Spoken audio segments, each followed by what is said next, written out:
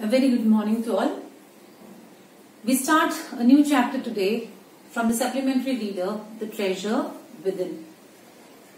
As the title suggests, the treasure within. That means every single individual on this earth has got some or the other hidden potential within himself or herself. You just need to explore what is that hidden talent.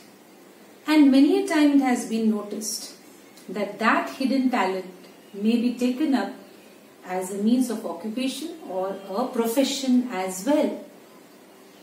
Because where you put your heart and soul, you definitely get some benefit out of it. So this is a chapter where a person is being interviewed. Hafiz is his name. He is a contractor. He is an architect. He is being interviewed, and in his interview we'll come to know what were his shortcomings, and he was tagged by every teacher that he won't be able to do anything in his life. But then when he discovered his plus point, whatever was his treasure within, how did he excel in that field is what has been said in this story, in this interview. Let's start. Every child is a potential achiever and is different from other children in his or her style of learning and area of interest. Every individual, like few children you will be seeing, they are very good in sports, few are very good in arts, few are good in singing, dancing. Each one has got his own ability. Read the interview that follows. It is based on a conversation between Miss Bela Raja, editor of Sparsh, a newsletter from the Resource Center, the Valley School, Bangalore, and Mr. Hafiz, contractor, one of India's leading architects. Hafiz, contractor, was an unhappy schoolboy. He loved doing things but detested mechanical learning. Mathematics gave him the shivers. Now, this is a problem with most of us when it comes to the technicality part of it.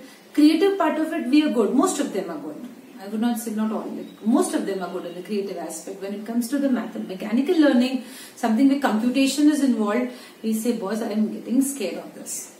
What his principal once said to him influenced him deeply. Now the HC stands for over here is the Hafiz, contractor, and BR is for the Bela Raja who is interviewing him. I used to have this terrible nightmare.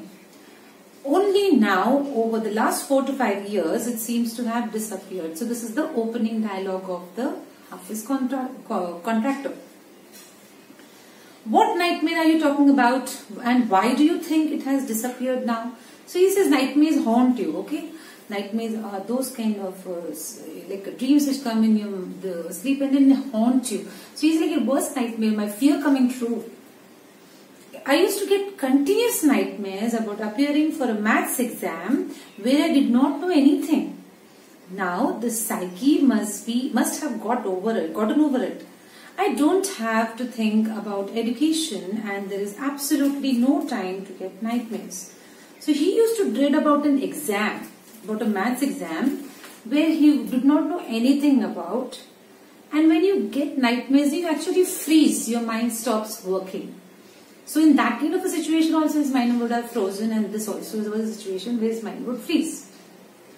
Tell us something about your earliest memories in school. So this interviewer gets inquisitive now to know what had happened in his earliest days of the school. In the first and the second year, I was a good student. After I reached the third standard, I simply lost interest and I never studied. I used to be interested in games, running around, playing jokes and pranks on others. I would copy in class during exam time, so he used to cheat as well. I would try to get hold of the examination paper that had been prepared and study it, as I could not remember things that had been taught to me in the class. So his retention capacity was less. He tried to procure the papers also, the question papers earlier only, so that he could do well in the examination. However, later one sentence spoken to me by my principal changed my life. When I approached my 11th standard, the principal called me and said, "Look here, son, I have been seeing you from day one. You are a good student, but you never studied. I have taken care of you till today. Now I can no longer take care of you, so you do it yourself. There is somebody in the school who always supports you, who always gives you that kind of a push that you can go further. But if continuously that person is acting as a support system for you, you actually get used to it and you don't explore yourself. Now the principal says, I'm withdrawing my support. He talked to me for 5 minutes. You don't have your father, your mother has worked so hard to bring you up and paid all your fees all these years. But you have only played games. Now you should rise to the occasion and study. I used to be a very good sportsman. I had been the senior champion for so many years and I also was the cricket captain. I used to play every game. But that year I did not step out onto the field. So because his principal's words affected him so much, so he decided not to play that year and he wanted to concentrate on his studies. I would go for prayers and all. What I would do was eat and study. I normally used to copy and pass, but I realized that once I was in SSC, I could not do that. That's a senior secondary exam. That's the 12th standards exam.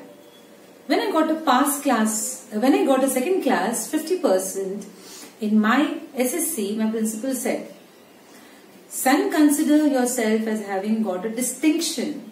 This is my memory of my school days. 50% is not distinction, 75% is. So he says, even if you've got 50%, you can consider that to be a distinction because you've been such a bad student when it comes to academics. You can consider your 50 to be 75. I did lots of other things. See, as far as my things are concerned, I can't remember. I forget things very easily. To remember, I have to see things as a photograph.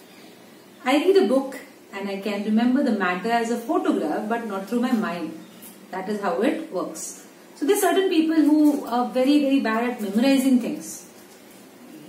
Generally to mug it up, for a few people it's like at the snap of a finger they can do it, they can mug up things. But for certain people, they remember things by the picture of it in mind rather than the theoretical way of learning. When you were in school and you were doing badly, did the teachers pull you up and how did you feel? So like generally when you have a student who is good in sports but not good in studies, the teachers do pull you by the collar over there, take you to task, and that's what the question is asked by Bella Raju. That like, did teachers take you to task? Just tell us about your experience. He says, I never felt anything on being pulled up. I used to be interested in playing. I would receive a caning every week. So at that time teachers were allowed to hit. Gosh, if they were allowed to hit now also, that would have been very good. When you knew that you had incurred the wrath of a teacher by not doing your homework or by behaving badly, when you knew you would get a caning, what would be your state of mind? So he says, like when you would not do your homework and you know that you would be getting beaten up, you know that you have to face the anger, the wrath of the teacher, what would your state of mind be? State of mind? Just lift up the hand and they would come and cane you. So, like you had to just stretch your hand forward and then the cane would come hitting you. It would hurt badly. And then I would have to forget about it because I would want to go and play. So he was immune to every beating. It had become a daily ordeal for him. Everyday kind of a thing. I would not do homework, come hit. That's the only thing you can do. And he would get a beating and then he would go and play. You never felt insecure or threatened. So like this is a kind of insecurity amongst good students also. Like would they pass? Would they do better? What do the teachers think about them? Whether that person's reputation is at stake. All these questions normally strike a student's mind. But he was into so much of games. Like he was so much into games that he did not mind. I was just interested in playing and nothing else. I was most interested in funny pranks. So he used to play pranks with his friends. One day I did not want to study. So I created a distraction. And what was the distraction in the class? For 1 whole hour, we played Chor Police. Now you know what's Chor Police, like those chits, what you make, Chor Police, Sipahi. Every Saturday, we were allowed to go into town to see a movie. So what I would do was have no lunch and collect money from 40 to 50 students and run and buy the tickets. On my way back, I would eat to my heart's content. So all this he was very good at, going and arranging money, gathering people around, like who wants to watch movie and all, instigating one kind of a reaction and all. Everything he was good at. I used to be the leader of a gang. Every person cannot be the leader. Leader has some striking capabilities in him which make him the leader. Every person whom you come across cannot lead a particular group. He had the qualities of a leader, but we would have gang fights and plan strategies. They would plan strategies also, how to fix the other person if somebody came and meddle with them. These things used to interest me more than any academics. Students used to book my textbooks for the following year. Now why did the other coming class want his textbooks? Because he never used to use them. They were as fresh as ever, nothing written on it, nothing scribbled on it, as good as the brand new textbook. So why buy it for the full price? Like why we can get at a discounted price from him, wherein he has not used it at all. So that's the best part of it, because they were almost brand new. I probably opened them 1 day before the exams. So that's all he used to do. He used to open them only 1 day before the exams, and they were unused, untouched.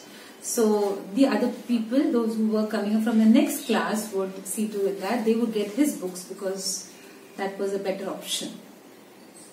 How did you get into the field of architecture then? Now imagine such a student and getting into the field of architecture. In the college for architecture, nobody who had got below 80 to 85% was allowed to enter. I had only 50%. I wanted to join the army. I got my admission letter, but my aunt tore it up. Then I decided that I wanted to join the police force. So look at his fickle-mindedness. There's no stability in his mind. Once army, second the police. Everything, the parent also should agree to what he's saying over here. My mother said, don't join the police force, just do your graduation. So I went to Jai Hind College in Bombay. There I was to either take French or German. Though I had studied French for 7 years, I did not know 7 words of French. So I took German. Then my German teacher died. The college told me that I could change the college or take French. Now who would give me admission in another college? I had to go. I had got admission to Jai Hind College by influence. So that was the problem. Now he had to, by force, forcibly he had to take now French.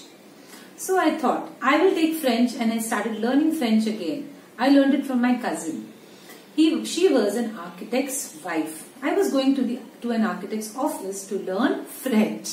So he was going to her house and learning French from her. So here comes roundabout in the story, in his life story.